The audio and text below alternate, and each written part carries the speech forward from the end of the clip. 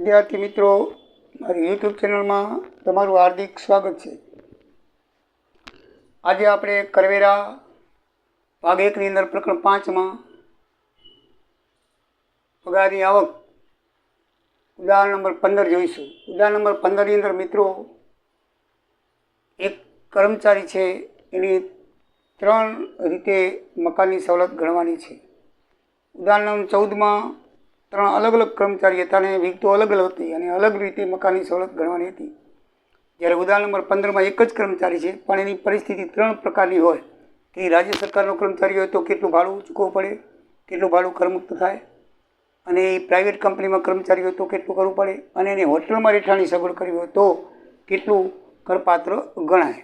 મિત્રો, સૌથી પહેલાં આપણે રાજ્ય સરકારના કર્મચારી હોય તો એના માટે આપણે કઈ રીતે મકાનની સવલત ગણાય તે આપણે જોઈએ। તો સરકારી કર્મચારીની અંદર કોઈ કોઠો કે કોઈ શેર જોવાનું આપણે હોતું નથી। એની અંદર ફક્ત અને ફક્ત લાયસન્સ ફી જોવાની હોય છે। એની લાયસન્સ ફી 14,400 આપી દીધેલી છે, એટલે એ કરપાત્ર ગણાશે।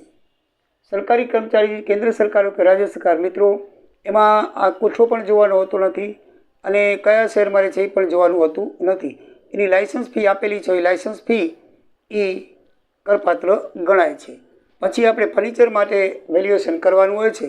ફર્નિચર માટે જેમ કરી છે તેમ એને 1/6 થી નવું ફર્નિચર લઈ દીધેલું છે, એટલે 1/6 થી 31/3/24 સુધી 10 મહિનાનું પગાર મૂળ કિંમતના 10%, 1,44,000ના 10%, 1,44,000નું ફર્નિચર એને 1/6 થી માલિકે પોતાનું ફર્નિચર લઈ દીધેલું છે, બરાબર છે, એટલે એના 12,000 રૂપિયા થાય।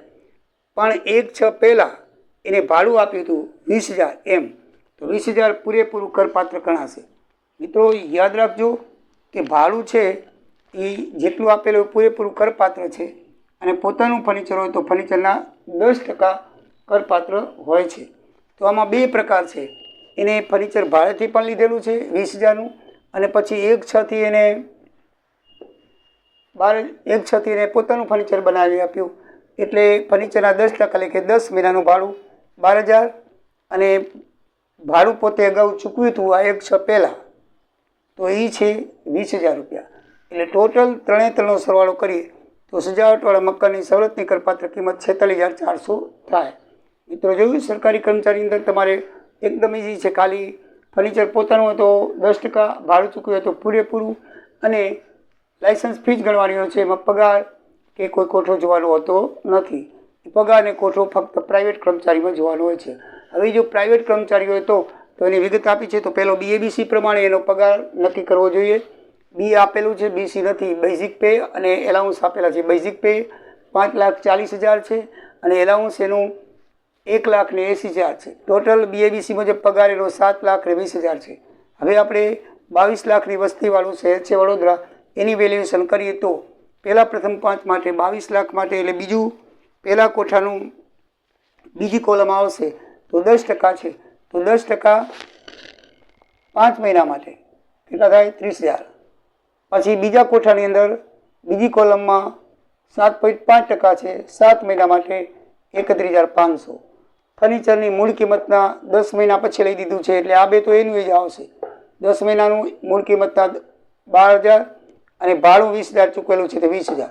ફક્ત આની અંદર લાયસન્સ ફી આપેલી છે, એટલે પગારની પ્રમાણે કિંમત કરવાની નથી, આમાં પગાર પ્રમાણે કરવાની છે, એટલે પગાર પ્રમાણે આપણે 12 મહિનાનું ભાડું લખી નાખ્યું, બાકી ફર્નિચરની મૂળ કિંમત અને ભાડું આ ઉમેરી દો, એટલે સજાવટવાળા મકાનની કિંમત થઈ જાય 3,500, બરાબર મિત્રો।